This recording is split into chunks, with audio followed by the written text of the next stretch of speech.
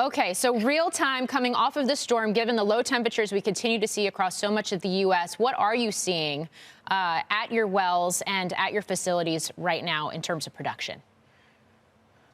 Yeah, one thing I would like to start off with is the fact that the American energy industry has really set the table for us to get through this tough winter event. As you mentioned, production levels were high, and storage, most importantly, was full, 6% more than average.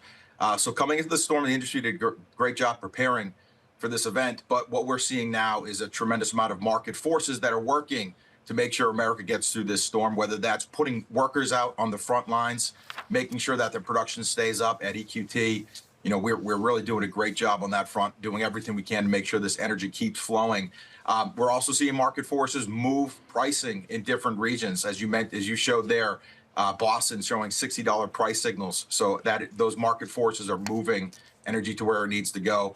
And then also on the demand front, I think it's really important to mention that these market pricing that we're seeing here in the U.S. is causing some of our LNG demand to back off, and we've seen 5 BCF a day, about 5% of our production that used to go for exports is staying here domestically. What a great security blanket for Americans. Is that a longer-term dynamic, or is that a situation where as you bring more infrastructure, more production online, you see that bounce back? Well, we hope to see the demand sources be able to get filled, and the key to making that happen is to get more energy infrastructure. We have a situation right now where we're producing at record levels of production, but it's not enough. The system is absolutely stressed. And it's just another signal that we need to get back to building more infrastructure so we can deal with these storms. So while market forces can do so much, political action is going to be needed. We're talking about permit reform in D.C. And I'll just put this out there, Morgan, for people that haven't been paying too much attention. This administration gets it. President Trump on day one issued a national emergency on energy because he's concerned about issues like this. And our system, while we're doing a lot to make sure this energy moves, this is a high-risk event. The system, quite frankly, is not large enough. We need to get more infrastructure built, specifically pipelines, more storage infrastructure, so that we can get through these storms without having to play hero games in the field. And I imagine all of these executive orders are helpful, but how important is it to get Congress on board as well? And I realize that we're talking about lawmakers who have tended to be at loggerheads. Look no further than this possibility of a partial government shutdown later this week. And perhaps just as importantly, maybe more importantly, state and local leaders involved.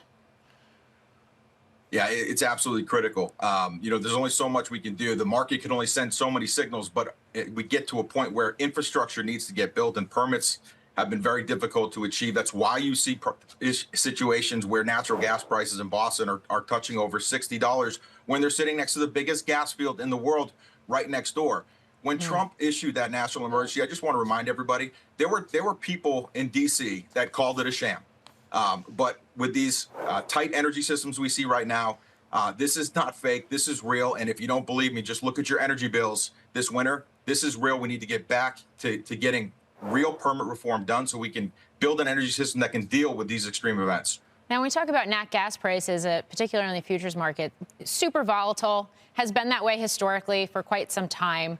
But where do you see prices landing, especially is there a new pricing paradigm we're moving into, I guess I should say here, as Bill Perkins was suggesting yesterday on the show, especially depending on what you see in terms of supply levels, storage levels? Yeah, Morgan, the paradigm is just going to be more volatility. We're going to see natural gas prices bounce between $2 and $6.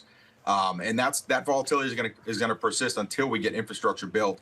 This year, while we're going to be talking a lot about these record natural gas prices in the short term, I just like to step back and provide perspective. Throughout the calendar year, natural gas prices are scheduled to be, on average, $4.25. And for perspective, that's the energy equivalent of a $26 barrel of oil. So this is still the most cost-effective energy solution. But in times of stress, you're going to see some pretty high price signals.